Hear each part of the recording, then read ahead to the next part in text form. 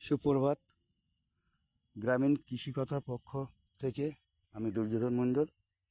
তো আমার বরবটি ক্ষেতের চাষ একটু দেখাচ্ছি।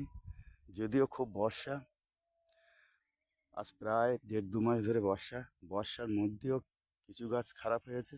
তার মধ্যেও আমি দেখাতে চাইছি ফুল ফল ধরেছে প্রচুর। কিছু কিছু গাছ খারাপ হয়ে গেছে, এই সব গাছগুলো যেমন খারাপ হয়ে গিয়েছে, বাকি গাছ যথেষ্ট ভালো আছে। তো যেহেতু বর্ষা, বরবটির বাজারও ভালো।